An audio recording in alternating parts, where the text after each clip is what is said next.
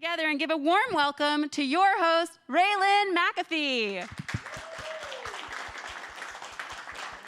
Awesome. Thank you, everyone, for joining us here in the room, as well as everyone that's joining us online. We appreciate you taking time out of your day and enjoying your Hall of Fame week. Again, I am RaeLynn McAfee, and I'm the program director for the Sports Marketing and Media degree, as well as a brand new program I get to announce as the Game Business and Esports degree here at Full Sail. So today, I am honored to be on this stage with two wonderful people from our sports industry. Hopefully all you guys enjoy sports, right?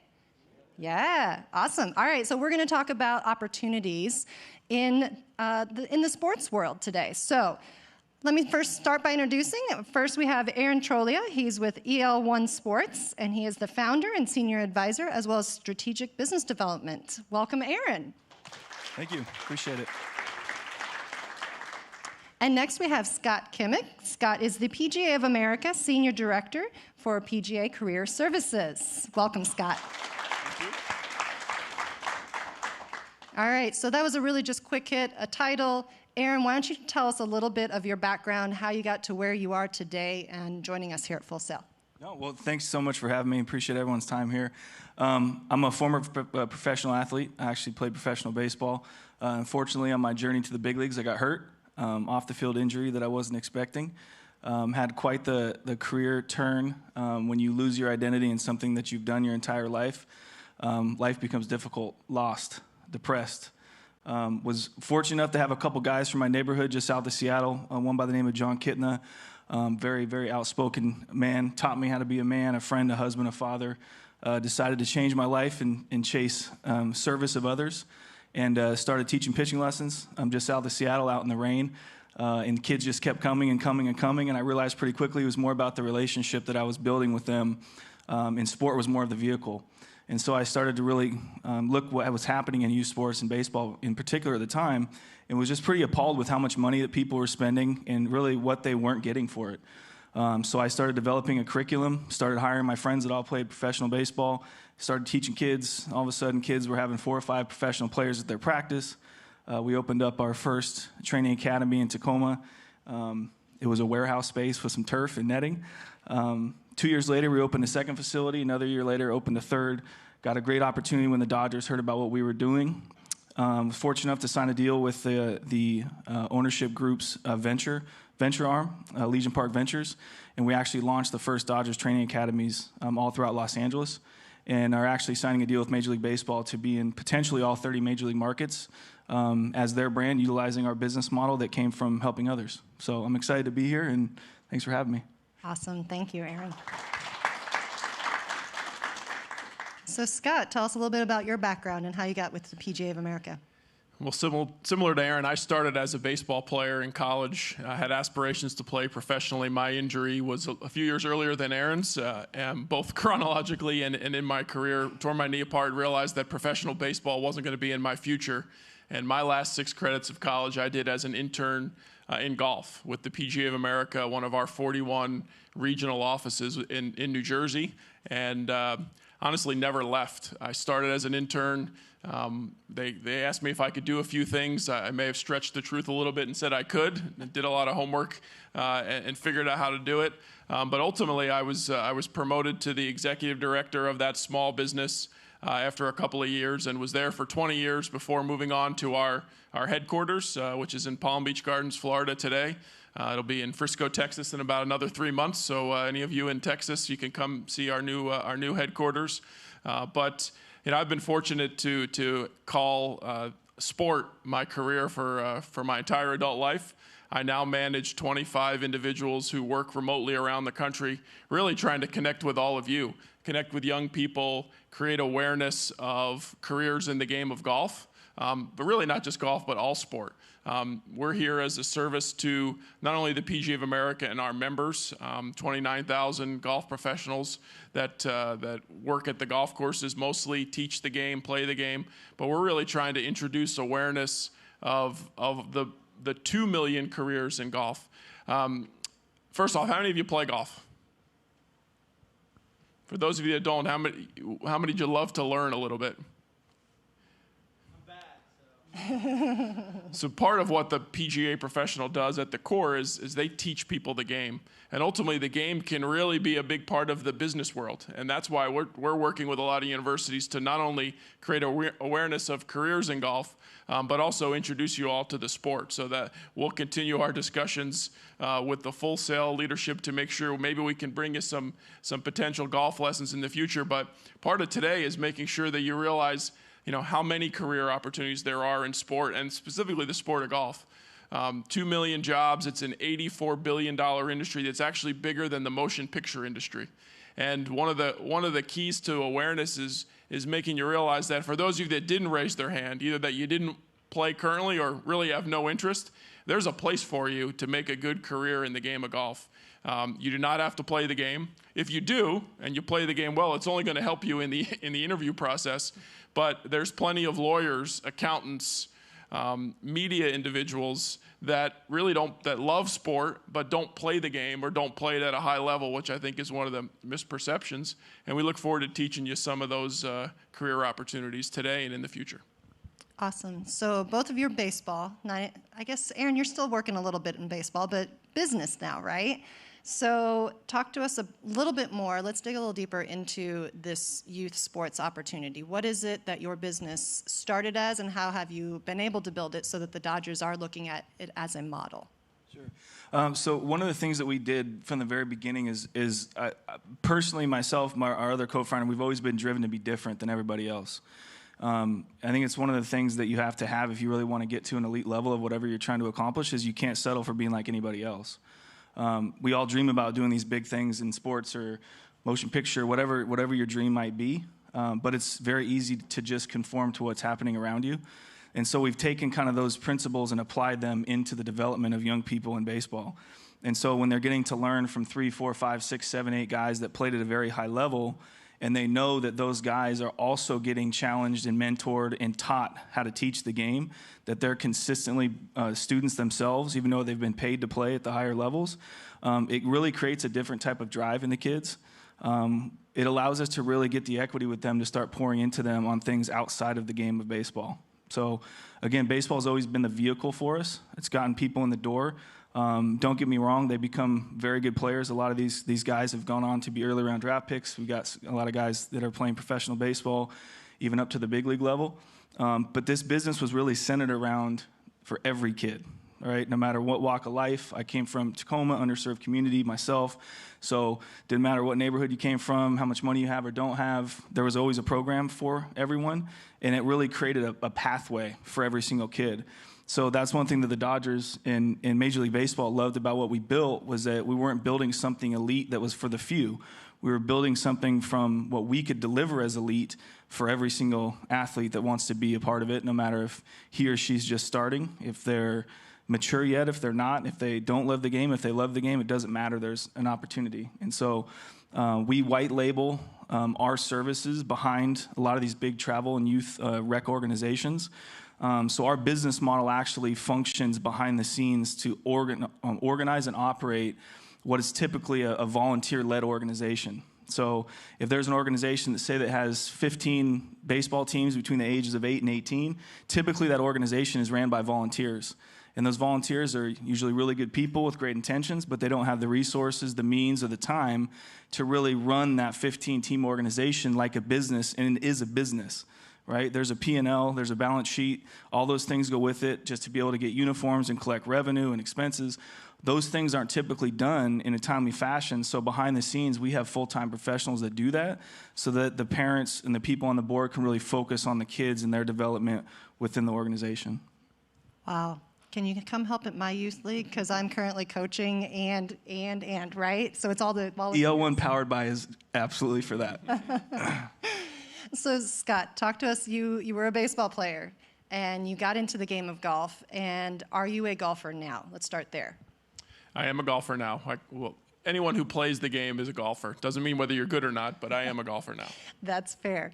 So you talked a little bit about the opportunities and not having to be a golfer. And I think especially with the PGA of America, because that's where the professionals of golf go to get trained.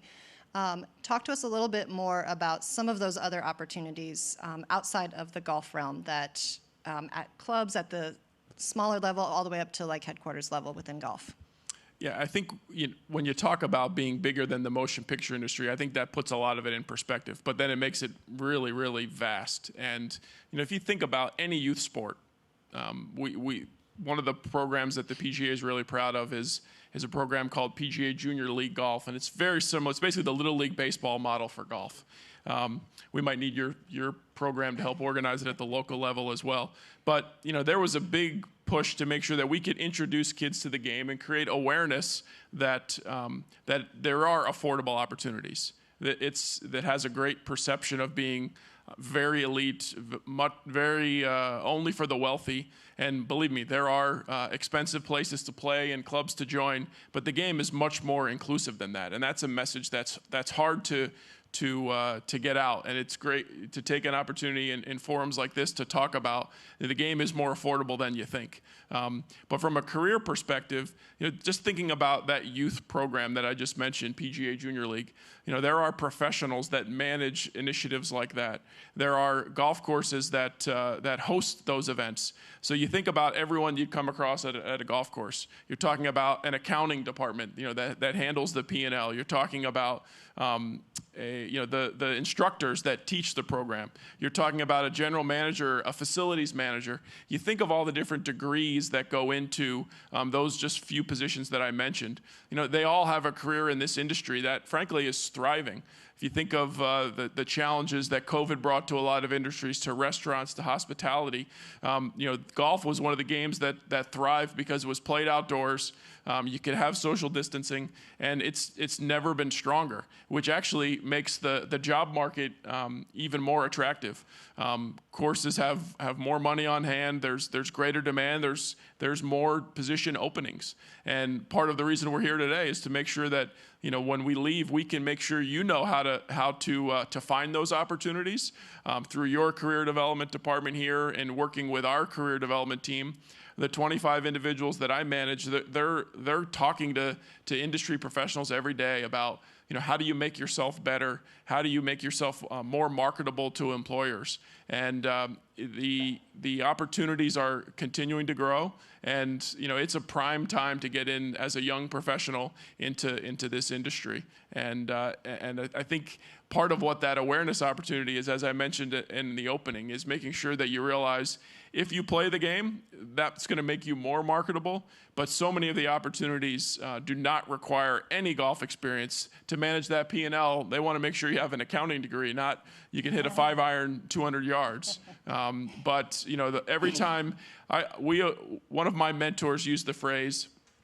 He's from South Africa, and it sounds much better coming out of his mouth with a South African accent. But he uses the phrase, arrows in your quiver. How many of you know what a quiver is? Yeah, I didn't. I had to look it up. But, if you play golf and you're looking for a job in golf, that's just one more arrow in your quiver. If you can play the game at a high level and you can go through the PGA membership and apprenticeship program, that's an online program that you can do starting now while you're in college. There's some work experience that goes with it. But if you become a member, that's just another arrow in your quiver that makes great interview discussion, but it's just another way to differentiate yourself from your competitors, as you said earlier. And when you're looking for a position in any industry, you're always going to be compared to the person who interviewed before you and after you. And what arrows can you use in your quiver to make sure that you're differentiating yourself is something we try and help young people and people of all ages have and make aware and bring to the interview process so they can find that job that they're looking for.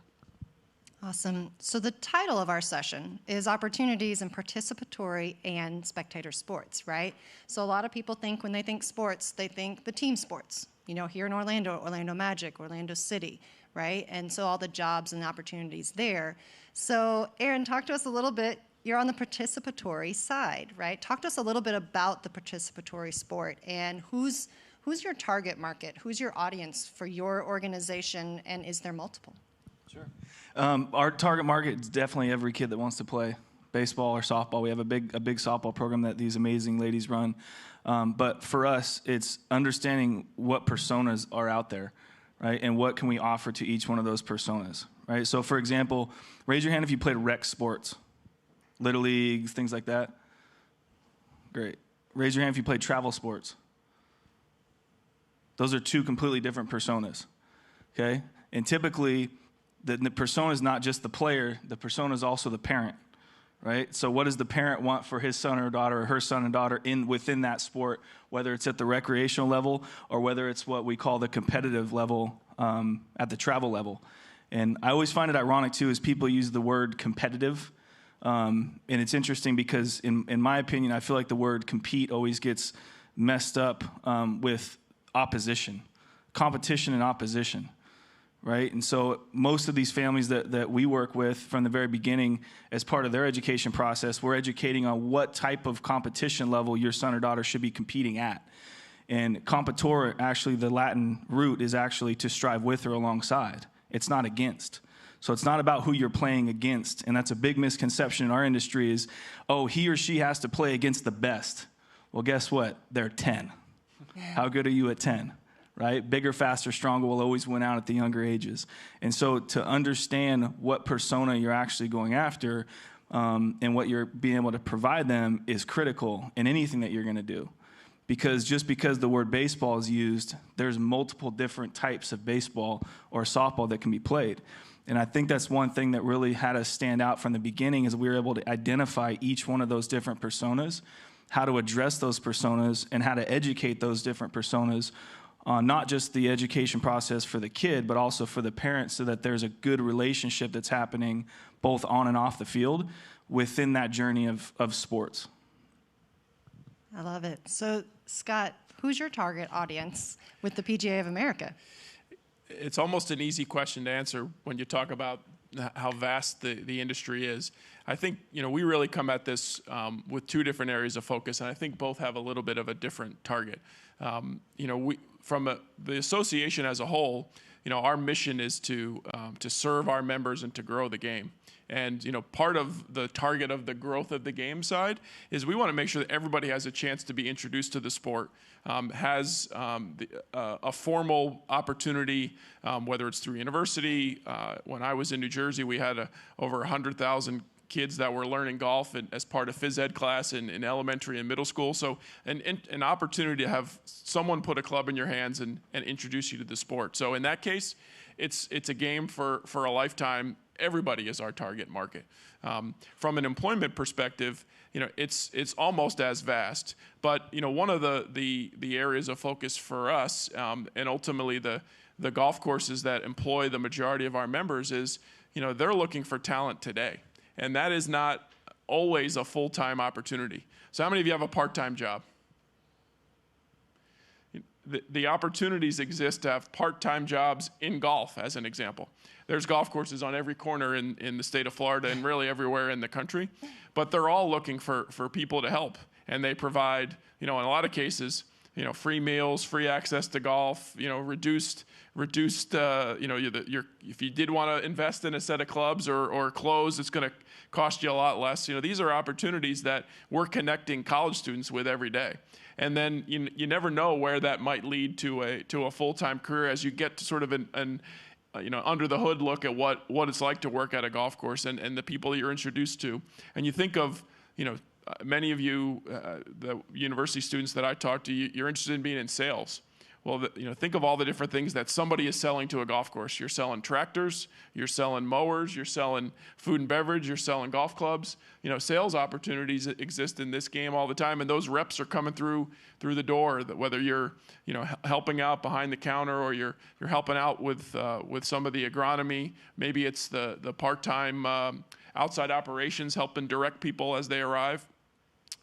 So part of what we think about from our target is, we're creating that awareness that, you have a specific degree and you have a passion for media and marketing, many of you. How do we make sure we connect you with employers, while you're working? You think of the PGA Tour event that was just held last weekend in Orlando here at Bay Hill. There was a lot of opportunities to shadow some media, shadow some marketing folks to learn, more about the industry, and we can connect you with those opportunities. And if you really are intrigued by the game, and those of you that play, and you're looking at maybe a new part-time opportunity, we can connect you with those opportunities online. We have a job board at jobs.pga.gov pga.org that probably has about 7,000 open positions around the country today, and individuals that are on my team that are connecting, you as candidates with those jobs in your market, whether that's here in Orlando, whether you're enjoying this virtually and you're in a different part of the country. We have a team member that's connecting you with those opportunities in the industry and answering those questions you might have. Yeah, great. So brings me to the question of the networking, right? We know, and you guys hear it all the time, right? Like, we preach networking. So Aaron, talk to us a little bit about maybe your career, and then also how are you teaching networking as the word to the youth to grow their path and their journey? Sure. I've always seen networking as relationship, right? Is establishing, first of all, knowing who you are, right? And wanting to surround yourself with like-minded people that might be in a different career or industry than you, or, different classes than you, or whatever it might be. From the professional side of it, I play with a lot of guys that are still currently playing at the major league level, and they have major brands associated with them. And then there's a lot of guys like myself who got hurt before they got to the big leagues. But the things that I can offer personally, right, are what a lot of these guys are needing once they get done playing, right? So it doesn't matter how far someone's gone in the industry. If you've established yourself, especially someone that's unique and different and offering something different, you're always able to provide something for somebody else. So anytime you have the chance to do somebody a favor, you always do it. My grandfather always said a favor is more valuable than money, right? Always, right? Always do it for the next person, and at some point that'll come back full circle around, and when you need the help that you need at whatever point in time, it'll always be there. So whether you're going to graduate in 6 months or a year from now, start networking yourself. Start going to places and doing the things that you're interested in meeting with people. You'd be surprised of how many men and women would love to mentor a young person that has some fire and some hunger and desire to want to go do something special in their industry. And I can tell you this, for me right now, I have many mentors. And now I have the great opportunity to start mentoring others that have come through our programs as well on the baseball and business side. But it's because I was, number one, open to having someone pour into my life, right? But also it took someone willing to pour into me. And so the more that you can start getting out there and showing people that you're excited and you want to put some work in, you want to put some time in, you're going to find someone that's going to want to help you. I mean, that I can guarantee. And actually, a funny side note is I actually had a golf job in high school. I flipped burgers at the pool at Faircrest Country Club. I could never afford to play there, but I do work there. Now look at you. There you go. So That's great. So Scott, what about networking for people? If they go out and get a part-time job at a local golf course, what kind of advice can you give them for that networking opportunity? We hear a lot about this in our industry, especially, and honestly, it sounds so formal. Mentoring and networking, it actually sounds intimidating, right? And, it's to me, it's as much just, making yourself a little bit vulnerable. You're going to go work at a golf course, introduce yourself to people, look them in the eye, shake their hand, whatever COVID appropriate that is today. And just, ask them about themselves. How did you get started? Do you like your job? Hopefully they do. And otherwise, that might not be the best mentor. But, by taking an interest, people are going to, respond appropriately. Because, frankly, it's rare. And that young people will put themselves out there. So I think as much as we talk about networking from a formal perspective, and there's career fairs that we go to every day, and people come by, introduce themselves, and they're networking. But the local networking with your instructors, with those you might have a part-time job with, other individuals you come across, you're developing relationships, as Aaron said, and no matter what business, sports or not, that you're interested in, the relationships you have, that's your network, and we're always relationship building. And part of what I think back to, as Aaron was talking, I was thinking back to my mentors. All I did was I introduced myself. I asked a few questions, and I worked hard. I was an intern, and now they took an interest in me because they saw the only thing I brought to the table at the time in golf was a work ethic and a willing to listen. And so I don't want anyone to feel like that networking is, to me, it always intimidated me, but it really is just taking the time to to introduce yourself, build a relationship and see where it goes. And I think the one thing you figure out as you get to know people is, those that do take an interest and those that don't. That you can tell when someone's paying attention to you, and you can tell when someone's not. And I think, picking up those visual cues and the understanding whether they're really talking with the passion that you're bringing to the table, that's a mentor. And part of what we've tried to teach young people that are thinking about entering the golf business, and I'll send RaeLynn the link to it.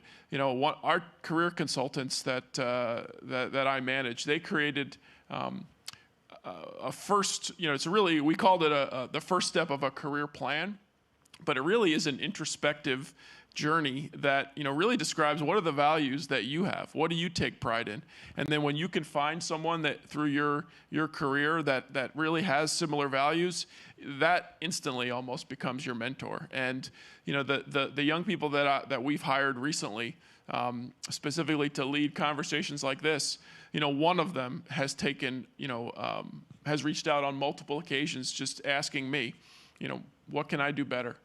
I'm interested in this particular part of golf. How do I earn a little bit more experience in that area? And that's someone that it's a two-way street. Yes, you have to put yourself out there, but I have to make sure that I'm there for that individual as well. And I just want to make sure that you realize it's not as intimidating as at least it used to sound to me. Yeah, do you mind if I add to that real quick? So something to think about too is, when you're trying to create your own network, go back to, again, knowing who you are. Okay, I'll be the very, very upfront and honest and transparent with you. I've lived two different lives. I lived the life of trying to be what everyone else who I thought wanted me to be, right? How I talked, how I acted, where I went, what I liked. I lived that life. I chased that life, and to be honest with you, it got me to a bridge one day, right? And then I had a radical change in my life. And I recognized that I just need to be whoever I am. And from that day forward, completely changed the way that people responded to me because they saw something genuine. And that's something that, especially in this day and age, it's so hard to find the things that are genuine, right? You all are growing up in a culture of self-recognition, right? Look at all of the social media channels, right? How many likes can I get? How many follows can I get? I'm probably butchering the terms. I don't have social media, right? But at the end of the day, there's a lot of pressure that's being put on you to perform or to do the things that really aren't going to drive you forward, right? So when you do find that mentor, it's going to be because you're who you are, right? And believe it or not, I'm dressed up today. I'm so uncomfortable right now. Like, I showed up to a meeting with the Dodgers ownership group wearing a velour suit, right? Sweatsuit, tracksuit, right? Because you're either going to like it or you're not, right? But at the end of the day, I'm not telling you to do that. But again, that was the changing point in my life. And I wished, and someone probably did talk to me about that when I was younger, but I wasn't ready to hear that yet, maybe. But if that's something that kind of just drives into you, even if it's just one of you today, at some point in your life, you'll recognize that whoever you are is the best version of you, and that's who people want to see. And I'll follow up with that. You're not going to change who you are. We're all going to adapt. But the one thing, and this sounds almost too simple, and you have to trust your gut. And when your gut is telling you this isn't right for me, that means whatever that situation is, that's going against your core values as a person. And sometimes it's a decision. It's not that. I'm making it maybe a little over dramatic, but trust your gut, because it's more often than not, it's right. And the couple of times in my life that I didn't, it came back to bite me. So I think it's a good lesson to learn. For sure. Such great advice, guys. Thank you for sharing that. So I want to jump a little bit over to the comparison. Both of you guys have, Aaron, you've got the MLB side, and you're working with the youth sports. Scott, obviously with the PGA of America, and then the PGA Tour side as the spectator sport. Aaron, why don't you start? Can you talk to us a little bit about any of that crossover? You being a former athlete and the perspective of working in spectator sports. You were employed by the MLB, right? So working in that spectator sport versus the participatory, and how is the perspective different from an employee standpoint or possibly getting into either one of those sides of the industry? Sure. Well, from the playing side of it is you're really a number. It's what it comes down to. It's what round you got drafted in. It's how much money they gave you for a signing bonus, and it's how much do they believe that you can get to the big club and actually help them win, right? So it's a very, very kind of small, not very the scale's doesn't slide one way or the other too far, right? When it comes to what we do now, Major League Baseball wants to create fans. I mean, at the end of the day, that's why we're doing this. We're their extension arm into the community to have consistent engagement with young women, young boys that want to learn the game or love the game of baseball and or softball.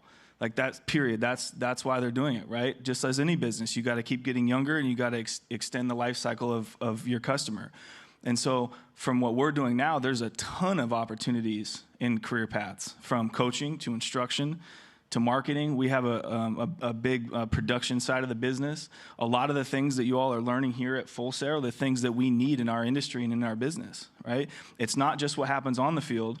It's actually the hundreds or thousands of people working behind the scenes to make the game actually happen, right? And that's a lot of opportunity, right? And especially, this place is very unique. I'm sure a lot of people say that, but I can honestly say that this place is very unique with what you all are learning, the experiences you're having, what Full Sail has put together, the professors you have, the instructors, the alumni coming back. I mean, the reach, you have a huge opportunity in front of you to really go into a lot of different industries. But from, again, the academy side of the business, right, it's from on the turf instruction to in the office, depending on what, people want to do. But there's always more opportunity after the playing days are done, it seems like, than when you're actually participating with cleats on or basketball shoes, whatever it might be. So I want to dig a little deeper there with you, Aaron. The business side, you mentioned to me kind of off camera, that you're learning this business side. You started it because you wanted to get in and teach youth, and now you're learning the business side. Talk to us about that growth of understanding that it is a business and then learning all the aspects of it. That's a great question. So again, I went from playing into teaching kids to play, and all of a sudden their parents are handing me money, right? So, well, what do you do with it? Well, now I got to figure out what to charge. Well, from my experience level, what should I be charging? Right? I started just charging as much as the next guy down the street that had no playing experience. I had no idea what I was doing on the business side. I was intrigued by business, but I didn't know what business was. And so as I started to grow and more athletes started to come in, you have to start developing a way to create a brand. Right? So we went through a number of different branding opportunities. We'll call them opportunities. Those are actually failures. A lot of trial and error, right? But establishing your brand, establishing how to teach people who you are. Because if you can't define yourself and your brand, someone else will define you for it. Guaranteed in any industry, especially the opposition down the street. They're always going to define you what they want you to be versus who you are. So branding, define who you are. Now it's marketing yourself. All right, what channels? I think we're on like Craigslist or something, or I don't know, somewhere. So then now it's all of a sudden you're learning marketing. You don't really understand you're learning marketing. It's trying, are we going to send flyers home in the mail? Are we going to? So as you're starting out very, very small, you're trying all these different things. Well, now when you actually want to take a step to do something, you have to go get a business loan. And to do that, you have to have a P&L and a balance sheet that actually balances. I learned that one in the beginning, right? And all of a sudden, you're taking on loans. All of a sudden, you have to understand what bringing on debt means, right? Now you understand about what your forecasts look like, what your cash flow is. So year over year over year, I didn't go to school for this stuff. I was figuring this stuff out in an Excel spreadsheet at 2 o'clock in the morning, right? And so if you fast forward, right, a number of years, you've learned all these different things. Now, at the point we're at now, we have 150 employees, 60 to 70 of which are full-time with salaries and bonus plans and 401k. And, it's a massive business. It's probably $20 million in revenue right now. We'll grow to probably 150 to 200 million in revenue, all from literally teaching baseball lessons on a tennis court. But the more you can learn on your own, trial by fire, and again, looking back, I wish I had someone that I could go to for guidance on what does this Excel sheet mean when it says profit and loss, right? Having to learn those things was difficult, but at the same time, it actually helped me grow the business. And I'll kind of finish this thought on this one. The most challenging day I ever had, no matter how many people I played in front of, was the day I met a guy named Royce Cohen for the Dodgers, who's one of the smartest minds in all of professional sports.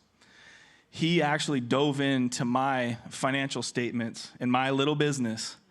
And for 3 hours, I sat there as one of the smartest guys in the world looking through my stuff. I'm sweating. I'm like, this is over. I guarantee something's wrong. These numbers aren't going to add up. And right before he gets done, he goes, hey, I found a problem. I'm like, oh, God, this thing's not going to work. He goes, you have a sell issue. He goes, your margin's actually 15% higher than you think it is. So it was a good mistake. I just told him I was just leaving some buffering there. So That's like the best mistake he could have found, right? You'd be surprised. That's one of the skill in any leadership position in golf that they're going to double check that you have, and that's a strong financial background. And you think about how you learned it, right? So when I was an intern, and then after my internship ended, they hired me to run junior golf tournaments. They said, have you ever run a golf tournament? I said, no, but I'm a quick learner. And they liked me because I worked hard, and they hired me. So a year later, someone else left in a 4-person business. And they said, we're going to make you the assistant executive director. Can you manage our finances? I said, absolutely.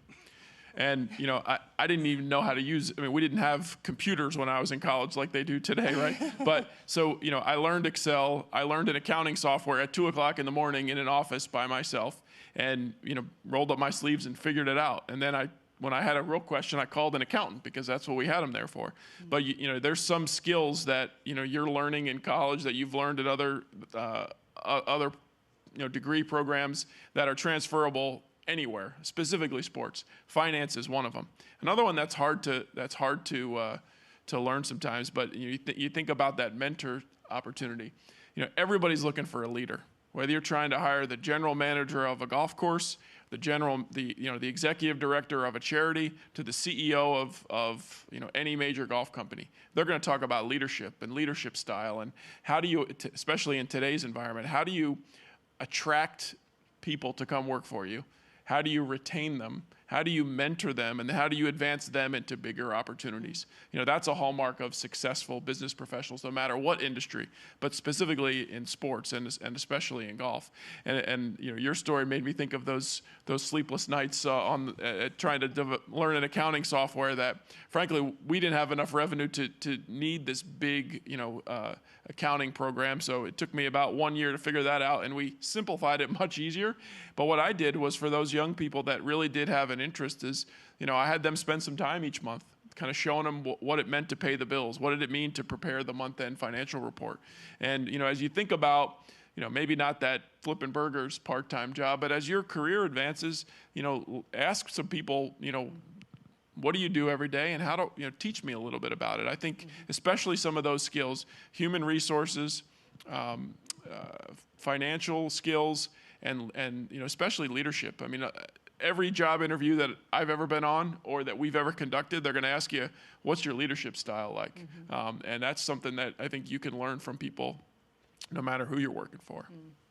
I think both of you guys have become successful because you say yes to trying and to trying to make something of yourself. That's obviously, I think, hopefully you guys see that in a lot of leaders in the sports industry or outside of it, is the opportunities come because you constantly say yes to, I'm going to get you a cup of coffee, and ask those questions behind the scenes as well. So, Scott, I want to do a little comparison here with us for the PGA Tour and the PGA of America. Talk to us about that relationship. Obviously, the PGA Tour is heavy on the spectator side, and talk to us about the relationship between these two organizations. Yeah, I think golf's a little different. Number one, there's about 15 acronyms: PGA something, USGA. There's the golf's notorious for acronyms.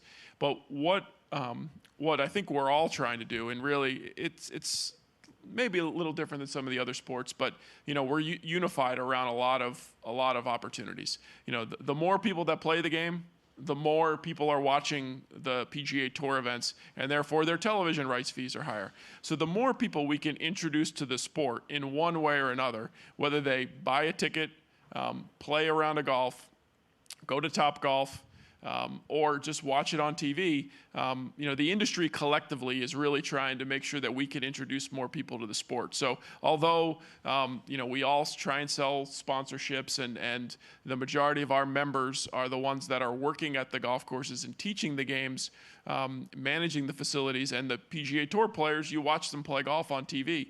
You know, both organizations, as two of the leading organizations, have that same, you know, want to grow the sport. The more people that are playing, the more the sport thrives. You know, and I think we run some of the largest championships in golf, the PGA Championship, the Ryder Cup.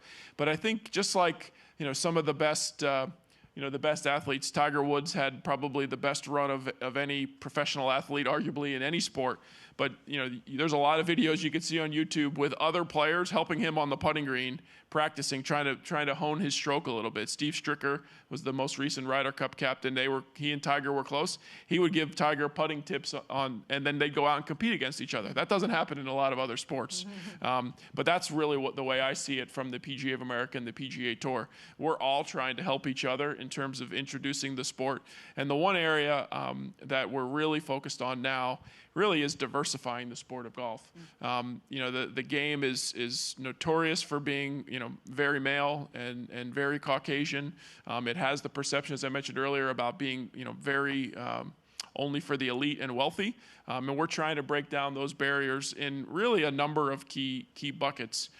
Participation. So how can we make sure that, as I mentioned earlier, that we're introducing more people to the sport? I actually lead an industry work group with representatives from the major manufacturers from the PGA Tour around diversifying the workforce of the game. And how do we make sure that, you know, the areas that we're going to recruit are of diverse communities as well. There's actually, you know, we talk about 2 million jobs and $84 billion. You know, there is a procurement site where individuals who have started their companies, you know, women and minority-owned businesses are able to log into a portal and make their company, whether it's, you know, selling banners or shirts or hats, you know, whatever your company is that you've started, there's a portal to try and tap into some of that $84 billion. So as you think about, you know, that collaboration across the PGA Tour, the PGA of America, and the other industries, it really is to really make all boats rise.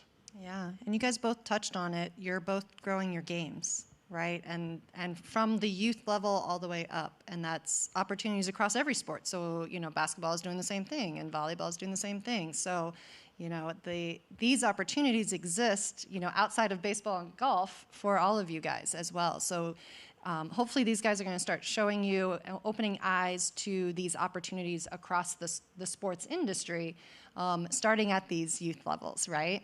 So Aaron, talk to us a little bit about any trends or anything outside of the box when it comes to maybe the youth side, the academies, baseball in general. That's a great question. So again, raise your hand if you played t-ball at some point.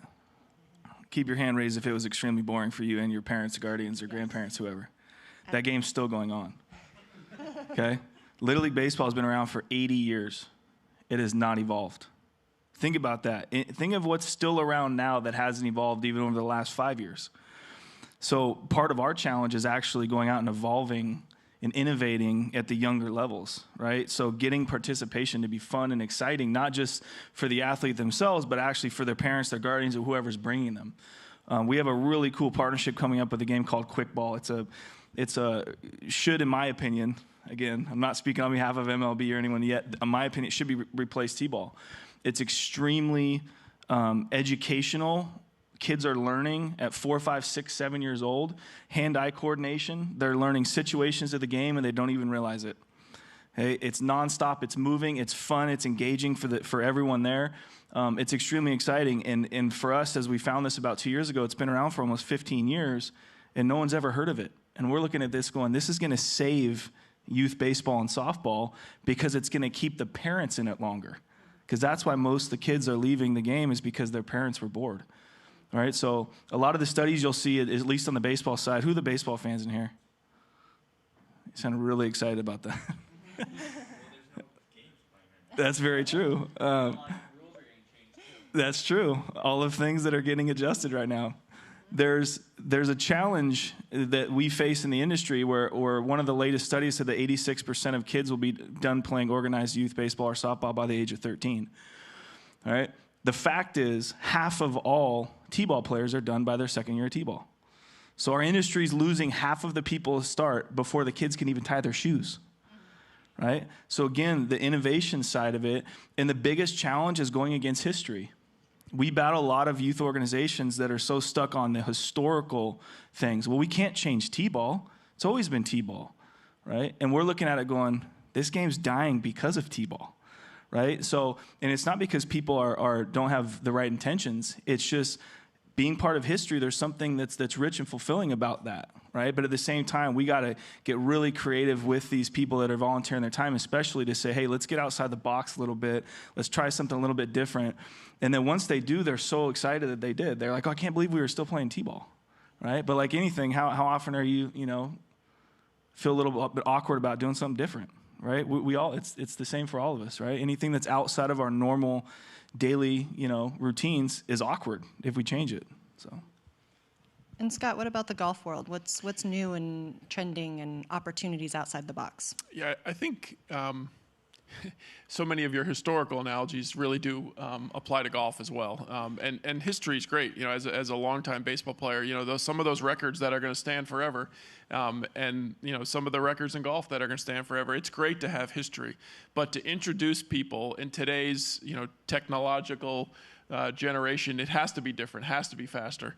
I remember T-ball, I could hit it to third base. I was just fast enough to get there before they could throw the ball over. But, so I think of some youth programs that have been pretty innovative. We talk about some of the challenge with Little League, but taking golf from a historically individual sport, putting into a team sport for youth, giving every kid a uniform with a number on the back like all the other sports they play, and now the format being a two-person scramble that changes every 3 holes. So you think of three-hole innings. It's pretty neat that now I could be terrible, but you could be a great player. But I'm going to make one putt that's going to count for us. So that was a little bit of innovation. There are specific programs that have been started by professionals. One's called Operation 36. It sounds very, very formal as well. But the idea is you're going to start as a new golfer, no matter what age you are. Mostly start with youth, but you're going to start from 25 yards from every green. And if you can shoot a score of 36, then you can go back to 50 yards. So rather than starting at 400 yards and figuring out by the time you get to your first green, you've given up, which is like T-ball before you can tie your shoes. Hey, let's start and make it a little bit more fun and then work back. So that's just some innovation. I actually think that there's, for adults as well. How many of you have ever been to a Topgolf or heard of a Topgolf?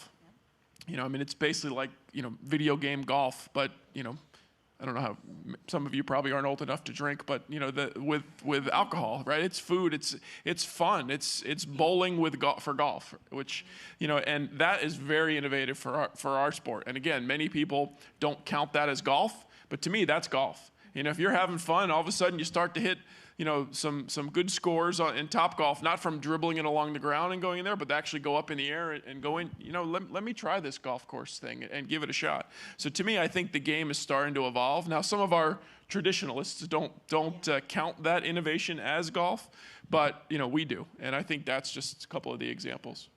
I'd say there's something similar between our games, right? Is hitting a ball, right, is extremely difficult if it's traveling at 98 miles an hour from really, 53 feet away when the guy releases it. And you'd think hitting a golf ball would be easier.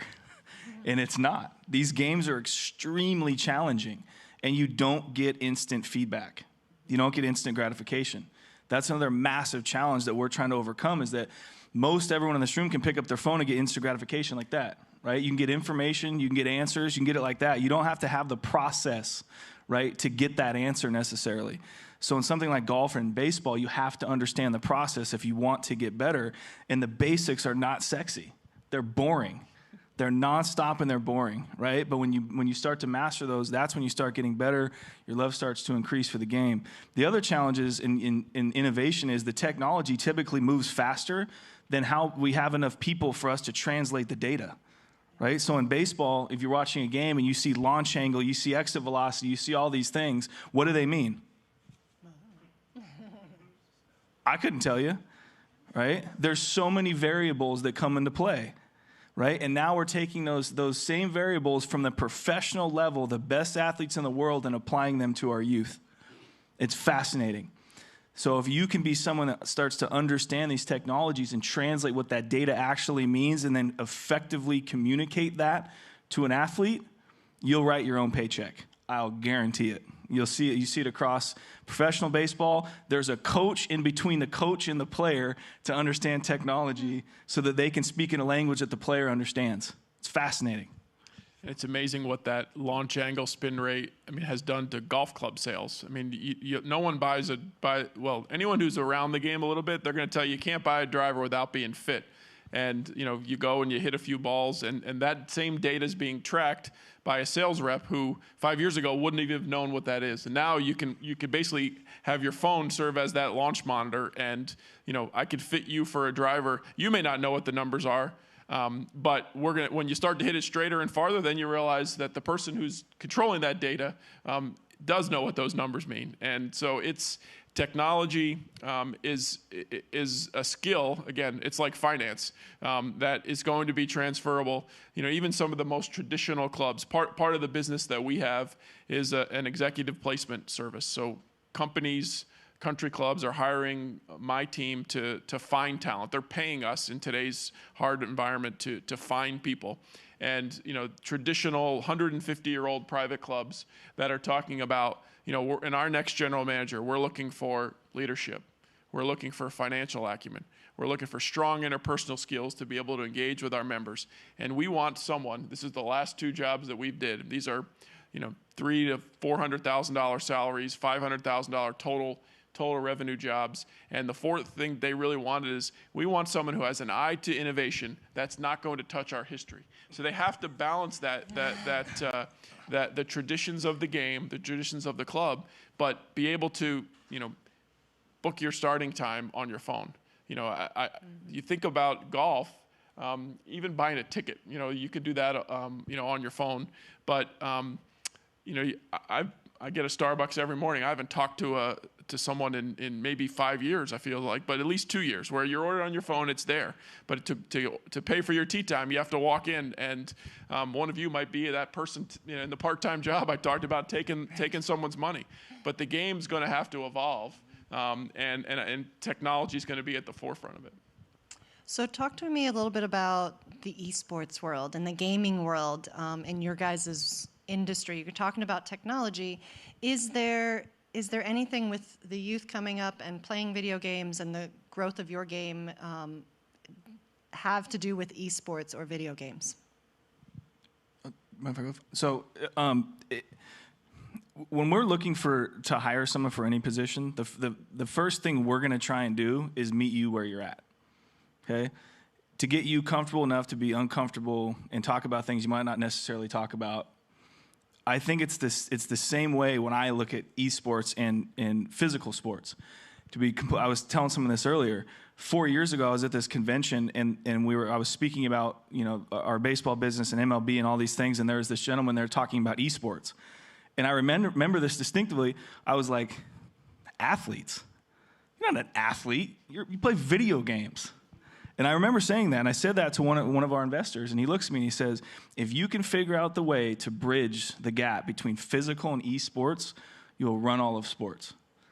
And 4 years later, I show up at this crazy place called Full Sail,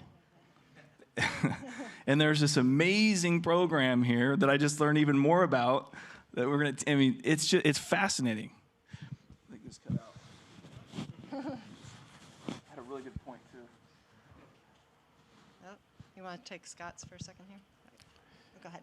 So if there's one game that has been late to technology and late to innovate, it's golf. I'm not sure that I could actually offer any positive answer to the esports world other than it is a big business. Yeah. It's definitely a big business, and it's a big opportunity. For us, again, it's about participation, right? Meeting the young person where they're at. Young people are going to play video games, right? My son didn't play very many video games until COVID hit. And he loved it. And the more I've watched him play and talked and been in conversation with him, I started to look and find all these amazing things about being part of a team, right, that really are overcoming the challenges we see in the physical side of sports. Right? At the younger ages, physicality rules all. It's so difficult for us to put 12, 10-year-olds on a team that are all different shapes and sizes and physical and ability levels. Yet at the end of the day, if you're on an esports team, right, you can be all these different types of physical people that are all competing at the same level. That's fascinating to me. that's another entry point to get people to love the games of baseball and softball and golf or whatever sport else it might be, is the inclusion part, right? That's a huge thing that we're looking at now on the baseball side, is how do we bring esports in, right? And this is something, and if Major League Baseball is watching, esports is coming. Every major league team needs to have an organization, a minor league organization, a youth organization, because again, it's meeting people where they're at. And I think anytime, no matter what team you're on, you learn so much about how to deal with your teammates, how to deal with authority. And, you know, I'd argue to say we wouldn't be sitting here today if it wasn't for the sports we played our whole lives. And, you know, you want, I think there's a fine line, because, you know, we all have either been around or seen the overbearing parent that's making, you know, your son or daughter play this sport that they don't want. To me, it's about introduction, but that interaction you have with your classmates, is a little bit different than you have with your teammates. You're even closer. You know, it's a team goal. It's not an individual goal, and I think that's where, you know, from my perspective, you know, golf's hard as an individual sport. It was a lot cooler as a team sport, and the kids are actually. Their parents are taking up the sport because of their kids' involvement in the team game. And, you know, I think, you know, you mentioned esports and teams. To me, it was a chance to really talk about what it means to be on a team, what I learned as being a teammate, both good and bad. And but, you know, it's something that, you know, I'd encourage anyone to give a shot at least once. So we're getting ready to open it up for some questions. I don't know, can you guys hear me? Now mine is cut out. I'll talk really loud. We're getting ready to open up for some questions, but before we do, Aaron, can you tell us maybe just that, where should people be looking to get their job opportunities, especially with your upcoming organizations? So over the next, I'd say 12 to 18 months, you'll see a big push from Major League Baseball that's going to come out with what EL1 is the partnership with EL1 to launch their youth academies. And so I'd say for the time being, it's just kind of hold still and kind of watch what happens, but it's going to go off like a powder keg here in 12 to 18 months. So in the meantime, again, check us out online. More than happy to share an email if people have follow-up questions or anything like that after the event's over.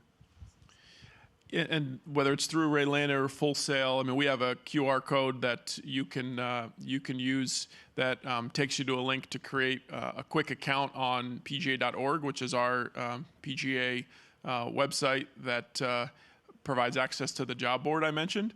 And one of the things that we've done really is, and again, a lot of these tools, a year ago, 18 months ago, these tools would have only been available to those 29,000 PGA professionals, but in an effort to, you know, open the doors to the entire world of the workforces, you know, there's a job profile that you can create called a job seeker profile. You check off all the categories you'd be interested in golf. From accounting to to agronomy to finance, you name it. Where do you want to work? How much would you be interested in making? What's your sort of minimum compensation? And then every day a job gets posted to that meets your criteria. You get an email the next morning with click here to see those jobs that are recommended. So if you've ever thought about a career in sports, you should go fill out one of those job profiles and get notified when something matches your profile. Scott has triggered something for me. In the more that you can be of service in your local community, right? Even if it's not as a paying job yet, right? If it's going to help out with a local little league, sports organization, arts, whatever it might be, the more experience you can get working with people younger than you, you're going to learn how to be a leader really quick, right? So whether it's getting a job yet or preparing yourself for something in the future, having that on your resume too of really customer community service is big for, at least in our organization. I know it is across sports, but just another opportunity as well. Yeah, definitely. I love it. All right, I want to open it up to you guys who may have some questions. Stick your hand up in the air. We've got some microphones. All right, we've got a microphone coming around. All right, we'll start right here. This is a question for Scott. When you were saying about applying for a job in the sport maybe that you're very much interested in and having a background in playing or once played or coached or reffed, would you say that's a big thing to put on your resume? Absolutely. I think any experience, Aaron just mentioned community engagement. the more, to me, all of that is one of those arrows in your quiver. And you're talking about, I'm more than just a student, I'm a human, and these are my interests, absolutely. And I think, I talked to Mr. Smith earlier from your career development department. I think those are the types of hints that you could see on, how to make sure you're diversifying yourself from your fellow candidates. Now, Scott, I want to build on that one. Is there a difference between playing, loving, and being a fan of it when you're going into the job, the fandom aspect? I think it's, it all depends on the individual role. But, a true knowledge of the business with which you're considering entering would go a long way. And the more you know about it, if you're a fan, it means you've watched it on TV. If you've participated, that means you've just that much better. But, and then it's your ability to articulate what you've learned from that experience too. And, so much of what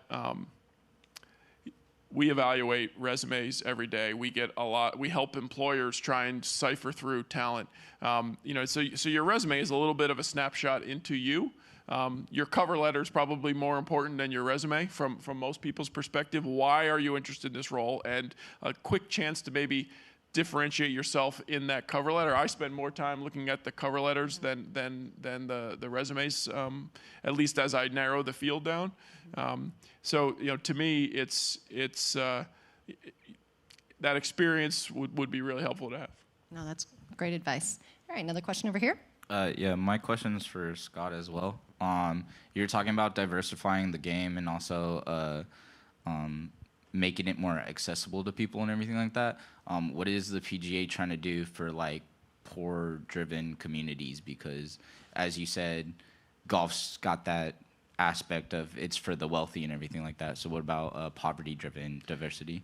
Yeah, there's a movement that's really under the umbrella of make golf your thing. If you watch golf on TV at all, there's been a few sort of commercials, infomercials, PSAs, and as I mentioned about the industry group that I lead on the workforce side, there's a specific group targeted towards what the industry calls player development, which is getting more people into the sport.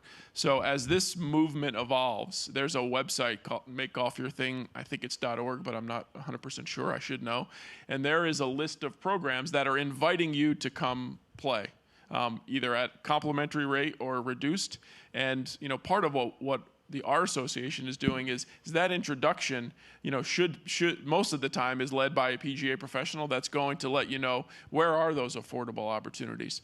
And again, there are very affluent, very expensive clubs, but there's the average public course greens fee is in the $20. And again, that's a lot of money for a lot of people. But at the same time, that introduction and that opportunity is going to be out there under that Make Golf Your Thing umbrella. Yeah, these are questions from students who are watching on YouTube. So Winston asked, with the increase of media creation, do you personally believe that an audio editor can help business professionals with their sports media content? Yes. I concur. Yeah.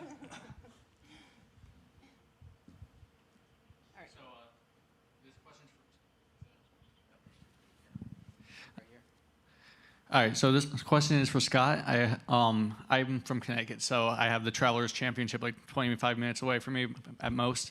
If there's any opportunities like that are known to be able to be public around that area, would there be any opportunities like for say like a sportscasting major myself to like get like an internship with them, like be able to try and find a way to do it?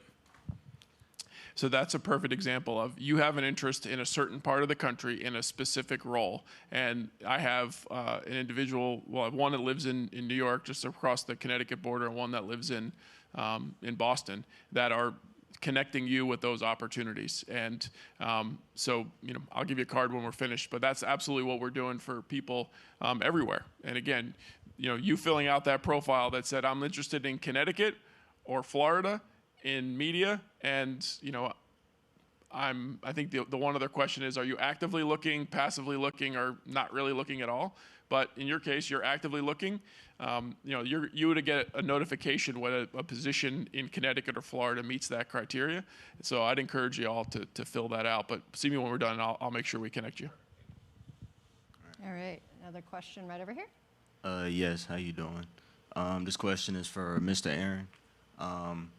How much for the MLB, knowing what they're going through right now and, the season on hold, how much drive or how much were you driven for getting more involved with the youth, knowing that the MLB is on hold right now? That's a great question. For me personally, and I'd say that our organization believes the same thing, is that it's given us a good opportunity to answer questions in real times with kids, to explain the business side of the game, right? And the need for the business side. There's a lot of, and there always is a lot of negative press when it comes to things like this. But the reality is the owners want to have games and the players want to have games. And they're going to come to the negotiating table, and it's going to take some time. The players are trying to pave the way for the future players, right? And the owners are going to protect their assets and do what they can to grow the game. And they'll get through it. But for us, it's another opportunity to teach the kids that, hey, there might not be games happening in spring training right now, but it will happen at some point, right? And here's why there is an adult side of sports, right? And I wouldn't say we've gotten a ton of questions from kids, but there's definitely been some very direct questions from some of the kids that are more up to speed on things. Although it's unfortunate, these things are always going to happen at that level of sports. Another online question? Yes. Tristan asked, does it make it easier having a degree in sports to work in the industry? Depends on what position. I mean, I was a sports management major at Rutgers University, and it gave me a broad network of classes to understand, every class that everybody takes in every major, but with a sports spin. So I think it's very helpful, and I would say that to me a lot of it goes with your experience, and the opportunity to put yourself out there, make yourself vulnerable, whether it's volunteering, whether it's a part-time job, whether it's, shadowing someone, those, and it is rare. I mean, I feel like, for the one individual that I just hired that has knocked on my Zoom screen quite a bit recently, that's rare. It doesn't happen. We're all busy. Kids are busy too, young professionals. So when you put yourself out there, it's going to be received, really, really positively in my mind. Our microphone is where? Oh, right, there we go. Okay.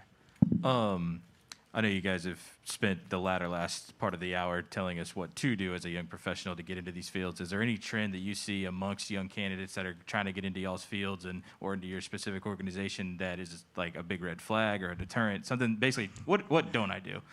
Don't do dumb stuff on social media. Fair enough. Amen. Yeah, that's a big part of your brand. I have no social media accounts. Had it at one point. I can't keep track of my emails, my phone calls, and my text messages, so I got rid of it all. But there are people that will go and look at that to make sure that you're a valuable candidate, and that's one thing not to do. And I would say one thing that I didn't do is, I started at 21 as an intern and never left.